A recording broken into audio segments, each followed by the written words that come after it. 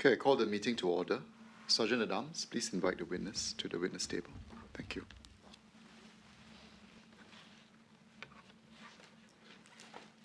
Morning, Ms. Loh. Please take your seat.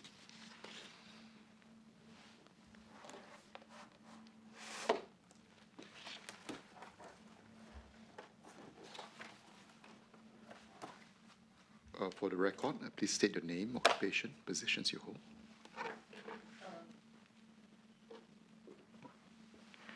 Hi. Oh, sorry. My name is Loh Pei Ying. I'm 30 years old this year, and previously mentioned, I am the head and co-founder of Continentalist, a data visualization and editorial studio here in Singapore. And I'm also a cadre member of the Workers' Party, and prior to her resignation, secretarial assistant to Ms. Farisa Khan. Okay, thank you.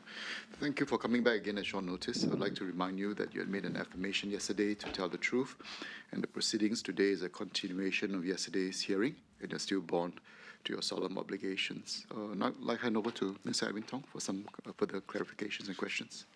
Good morning, sir. Good morning. Good morning, Mr. I'm very sorry to trouble you again. It's okay. But I thought I'd like to just ask you two broad questions. Okay. Actually, the first one is just a request. In relation to the documents that you have sent, Right. And I know you worked over lunch yesterday, so I appreciate that very much. Some of the documents, some of the trails of the messages would help us set the context, because some of them in isolation doesn't give us the full picture. So I would appreciate if you can work with staff to just work through. As I said yesterday, it is not our intention to look into your personal matters, but I would hope that you can give us a bit more context to the discussion that led to some of these messages, if they're preceding ones. And if I could just refer you to the transcript yesterday. Is Ms. Loh able to have a copy of the raw transcript that we have?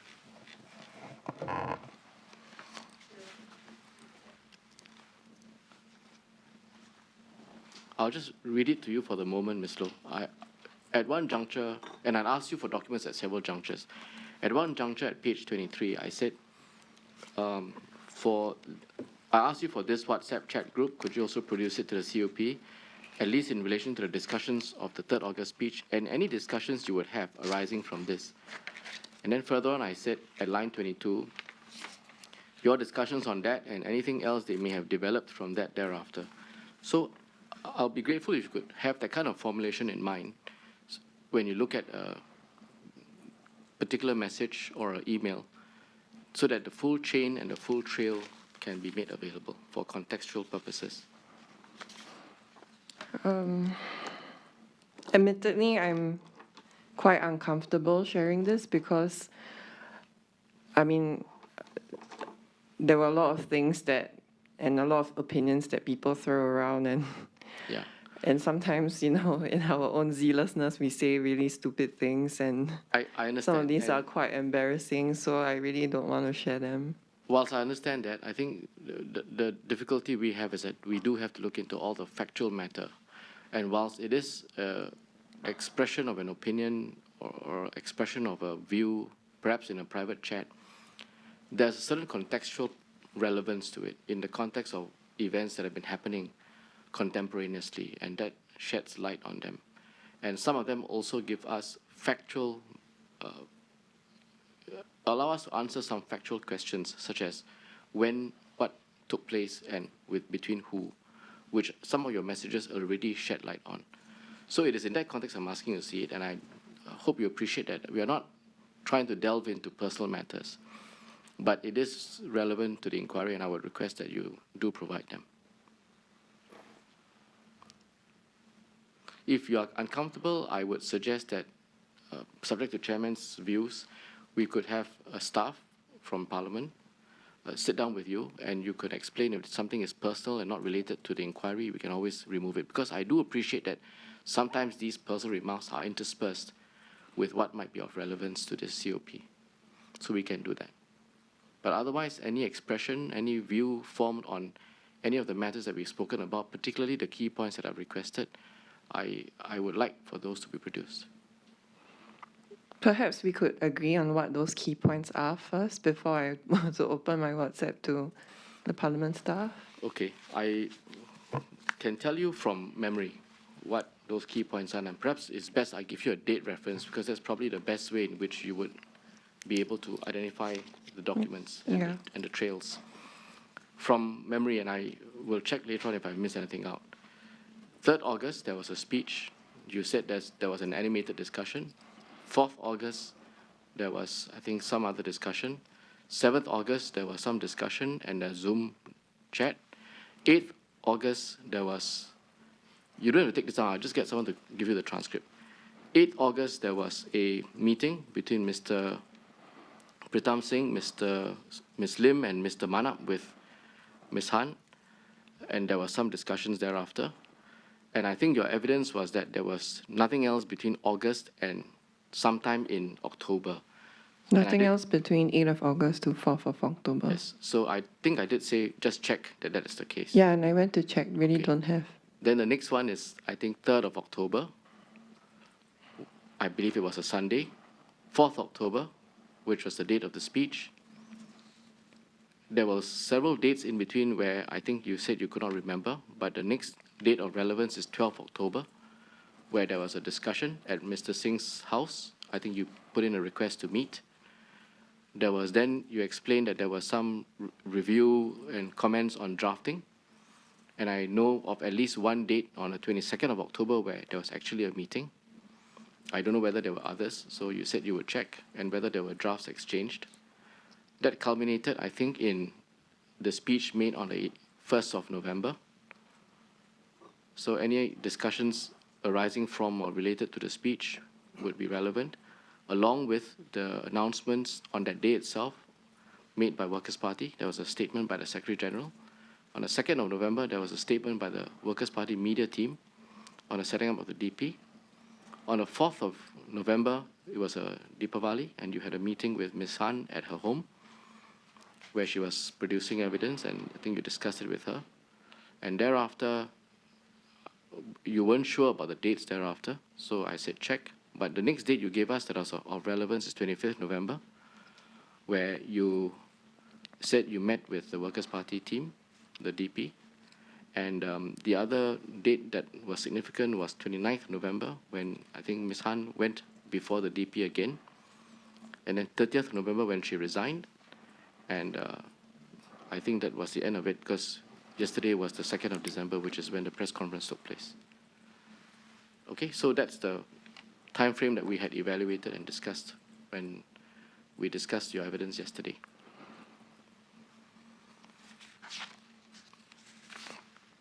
There are some things that are within this time frame that I also that obviously concern this issue, but they are quite confidential. And am I allowed to tell the Parliament staff that I don't want to share those? To my opinion, they are not relevant to the proceedings. They are just, chatter about what's gone on. I can't really make a judgment on that until I know what it is. So it's difficult for me to say. All I can say is that the request would cover all things of relevance, and it relates to, I've tried to, as best as I can, articulate the periods. Sometimes, for example, we would mention names of friends and other volunteers who have given or shared their opinions with us, and I would really, really like to keep their identities anonymous if I can, please. What we could do, subject to, again, to Mr. Chairman's approval, is we could actually redact those. We can do that. Yeah, we can redact specific messages. I know you can't quite do it when you're trying to do it on the phone and taking a screenshot, and I'm not very technically inclined, but in hard copy form, you can actually physically redact it. Can I redact it on my own phone before I pass it to the Yes, you staff? can. You can, Yes, you can. You can, but I will also suggest that for those that you redact, you might want to redact the offending portions or the sensitive portions, leaving the rest of the text available, because that allows someone to make an evaluation as to whether that is actually relevant or not. So could you do that? Okay, I'll try my best. Okay, I know it's an imposition on you, and I Yeah, I mean, I have to. A lot of these things are never did I foresaw that this would. It's a private conversation between myself and other people, and I know. I I am a member of the Workers' Party, and I mean, no offense, lah. Sometimes I say, It's not the okay. best things. Yeah. So. Trust me, Ms. Loh, we've heard it all. So Okay. I take no offense, and I think my colleagues don't either. Yeah. I know it's an imposition, and I will say to you that it is not our intention to delve into personal matters. I give you that assurance. But we do have a duty to ensure that all matters of relevance comes before the COP. So that's my challenge. Will you be asking any of other people who are in this conversation the same? It really depends on the extent to which they were aware, and it was in fact because of what you told us that we have called Mr. Nathan. From what you have said so far, I don't see anyone else being as closely associated with the events as yourself and Mr. Nathan. But I really don't know until I see the other materials. Okay. Okay? Okay. I think just to reiterate, I think why this is important, as you've realized, and I mean, as ongoing developing comments made on the issues, you realize that there are some discrepancies. And I think it's important for us to fully understand how things evolved, because ultimately the focus of this committee of privilege sharing is really about Ms. Khan, what she said, why she said, because ultimately we also need to determine her level of responsibility for what happened. And I think all the different conversations, perspectives about how things evolved, and the sense of it is important. And as mentioned, I think as we edit our WhatsApp and all that, I can imagine certain parts we just cut it out. But I think the other way to do it is to print it out and then you mark out those parts that you feel, this comment, that person, I think we can do that. But it at least allows us to still follow the general sense of the flow and more or less have a sense of what else was covered. That would really be useful, I think. And can I have a guarantee that the conversations will be kept strictly to only the eyes of the people on this panel and not, on this committee and Yes, not we can do anyone that. else We beyond can this? do that. Should there be a need to make anything public, I think this one we will clarify and make sure that we clear that with you. But otherwise, it is for the committee of privilege, the COP, to review that as evidence. Ms. Loh, the proceedings are confidential, as we had told you yesterday as well. The thing is that we are a body that has been set up by Parliament to make findings, and we have to report to Parliament. So to the extent that things are relevant to the issues that we face, we do have to report to Parliament, and to that extent, it goes to Parliament and becomes public. And I think that is unavoidable. That's our duty. But obviously, it is also for us to determine what's relevant and what's not relevant. And to the extent that there are private conversations, irrelevant on, banal things, I don't think that will form part of the record. And I'm quite happy for us to look at that and have that either redacted or expunged from the record altogether. But I think, as I said earlier, in order for us to make that judgment, we do have to be broader and then be narrowed down from there. So I hope you understand that. So it has to be produced first.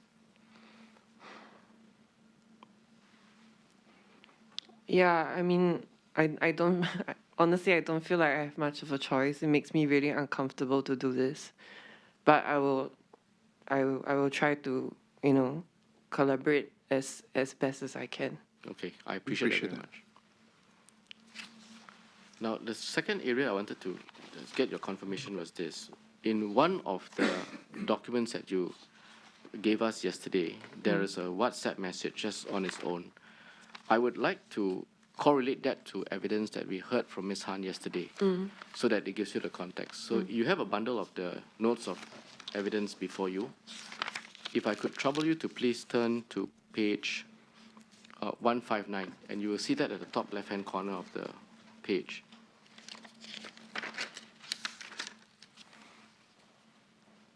And to give you context, I'm asking Ms. Han questions, and I was focused on the period on the 7th of August. And just for context, you remember 7th of August when she had a conversation with Mr. Singh, and thereafter they set up a meeting with the three of the party leaders.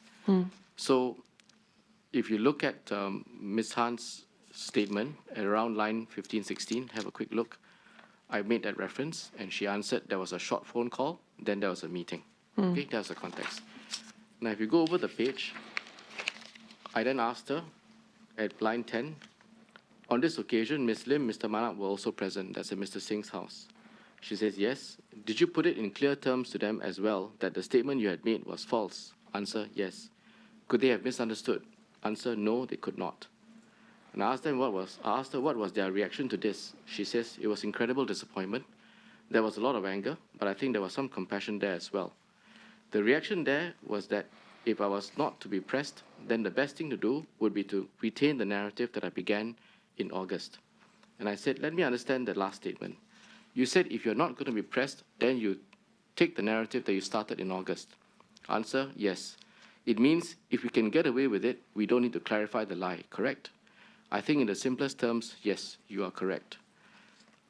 I had a further exchange with her, and at line 19, I said, so the upshot of the meeting a few days after 7 August was that the Workers' Party leadership decided that there will be no need to clarify the position.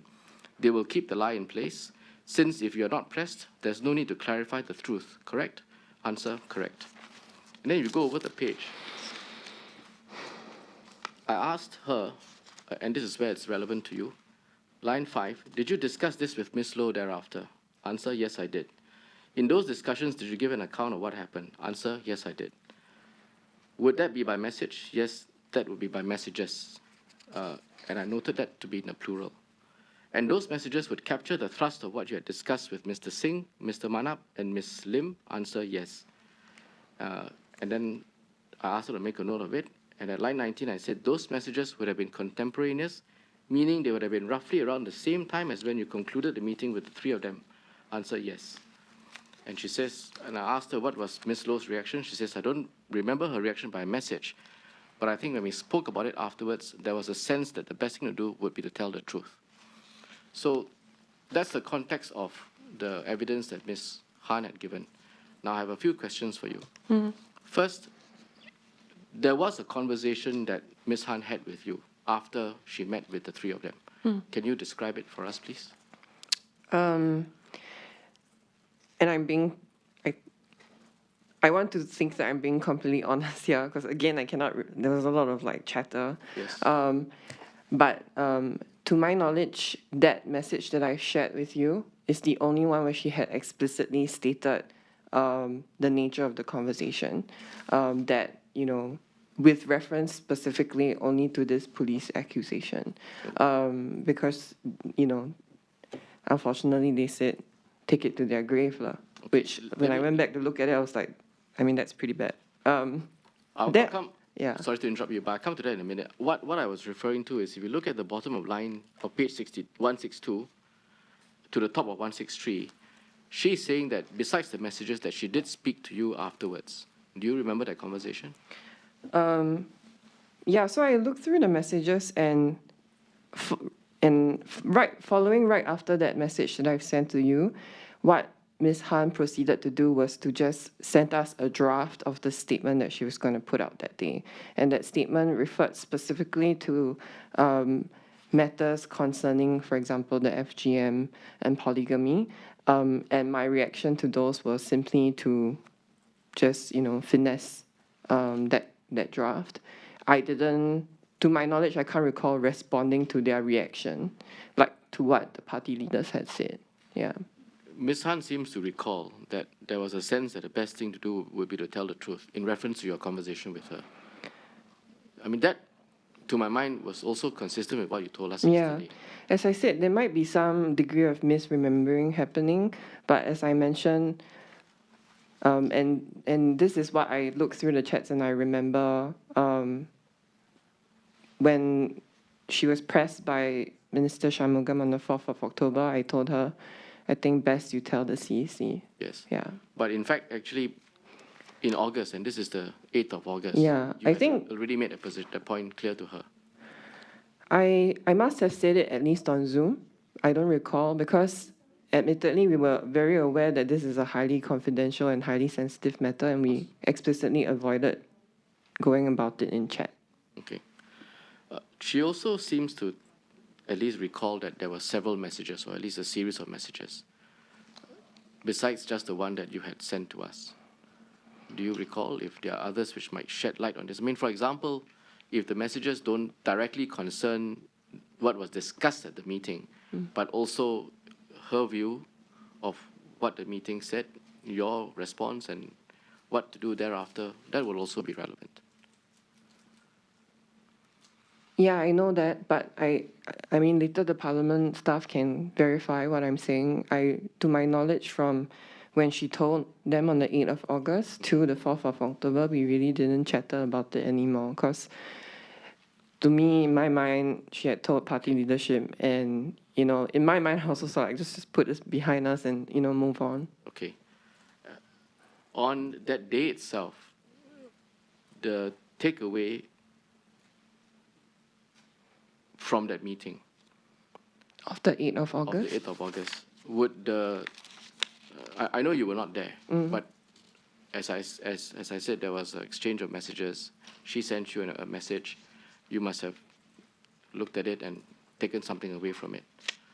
Would what I've just read to you at page 160 through to 162 accurately summarize the gist of the takeaway from the meeting with the Workers' Party leadership?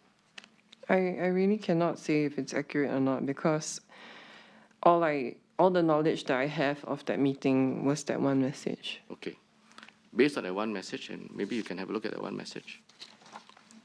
Is there a copy for Ms. Han, Ms. Loh?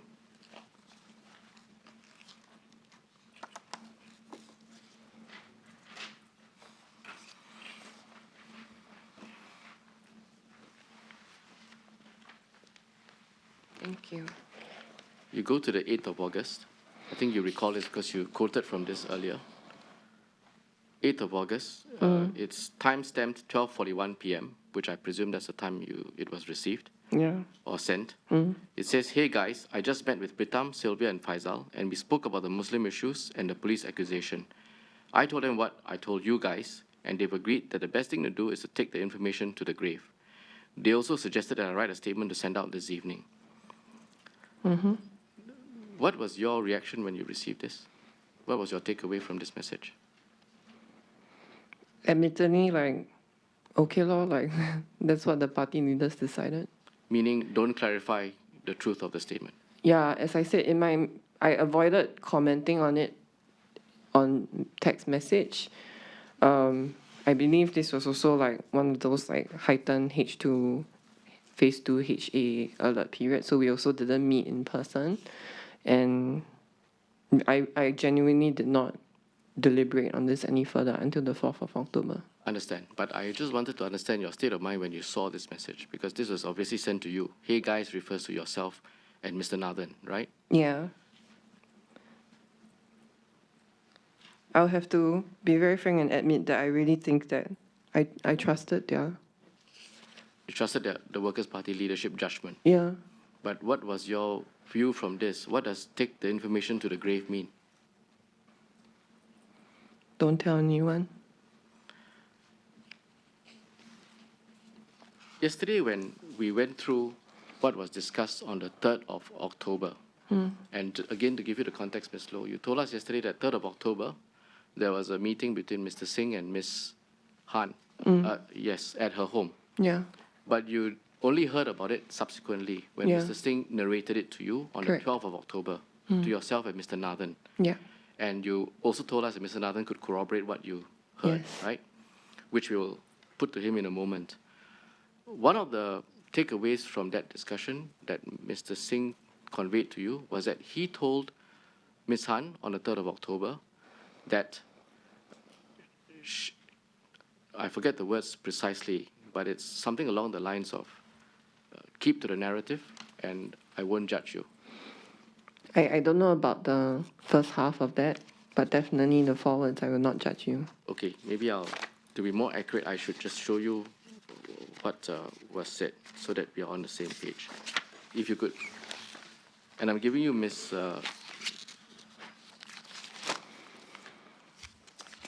I'll first give you Ms. Han's account of this, okay? If you could pick up that bundle and turn to page 153.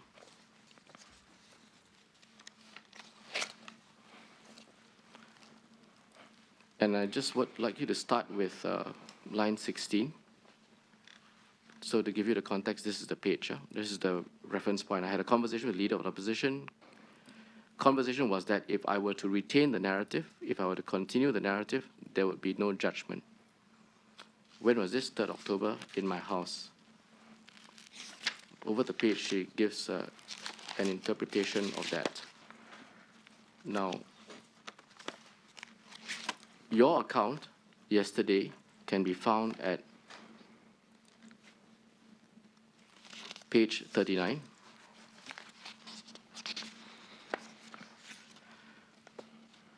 And if you look at line 7, you said this is information that I have that you shared with me after 4th October. So I believe you meant 12th October, which is after the event itself. I believe she meant Mr. Pritam Singh the day before, which is the 3rd of October. And then you said at line 13, but definitely I know in the subsequent meeting that I had with Mr. Pritam Singh in person at his place, that he shared with me he had met her the day before. And he told her that he had a feeling that this might come up. And I don't know the full details of what he said to her, but he shared with me that he said, I will not judge you. So this would be in the context of, if you accept Ms. Han's narrative, what I showed you earlier, this would be in the context of the prevailing thinking that in August, the Workers' Party leadership had said not to disclose the information and to take it to the grave. That would be a fair assumption? Yes. Right, thank you. Okay, I've got no further questions, Mr. Chairman. Any other questions for other members? Mr. Donvi, I believe you have a clarification to make. Sure. Hi, good afternoon, Ms. Loh. Good afternoon. Hi. Yesterday, I informed you that the Workers' Party press conference had happened. Yeah. When we were speaking, or when we were hearing from you yesterday. Yeah. So I mentioned that during the press conference that the Workers' Party leadership was aware of the untruth a week after the 3rd of August Parliament sitting. Instead of 3rd of August, I mentioned 3rd of October. Yeah. So thus, I would like to take this opportunity here to clarify and thank Thank you. I remembered that too. I was quite shocked when I Yeah. opened my phone to Apologies. see that that was not correct. Thank you. Okay, so note the clarification. Any other further questions for Ms. Loh from other members? Okay. If not, then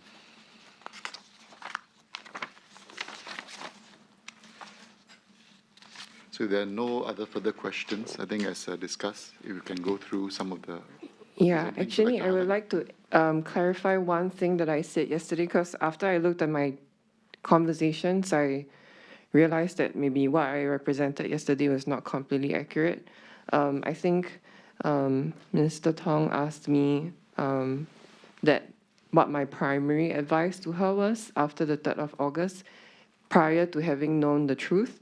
I had said that I recommended that she stick to a line of confidentiality as the reasoning for not giving further information to Parliament.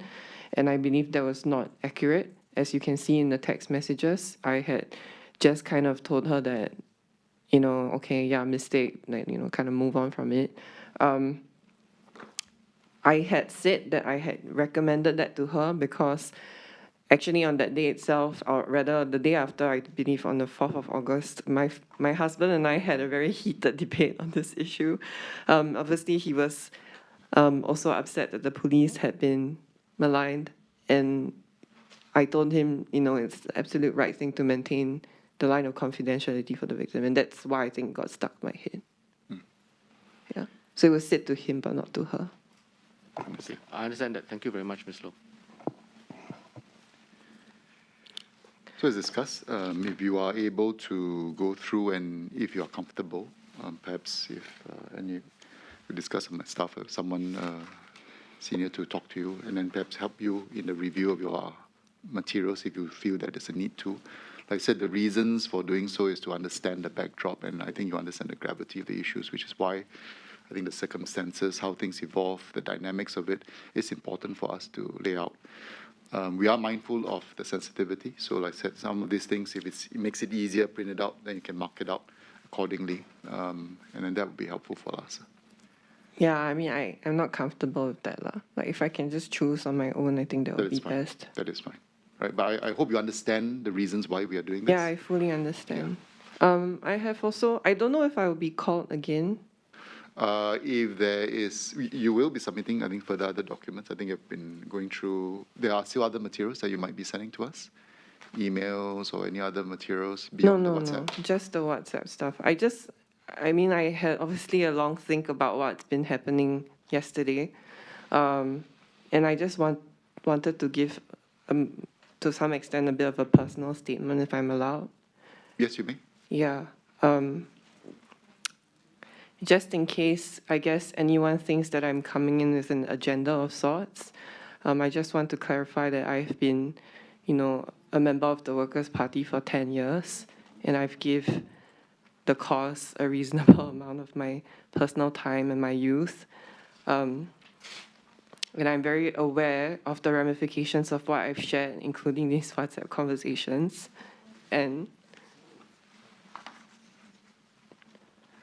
Yeah, please carry on.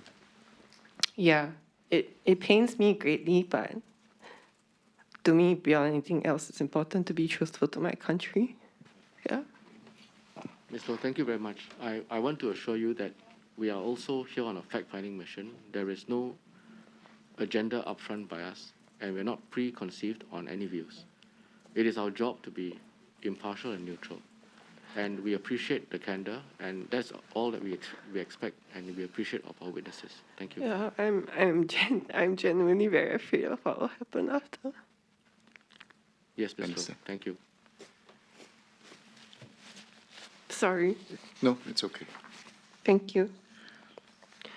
So if there are no further questions for now, we would like to thank you for coming before the committee. A transcript of the proceedings will be shared with you for further verification. Please go through it, and if any other minor amendments, please make the changes and send the transcripts back to us. As mentioned yesterday, do note that the transcripts and any evidence given to the committee are not to be disclosed to anyone or published and must be kept strictly confidential until the committee has presented its report to Parliament.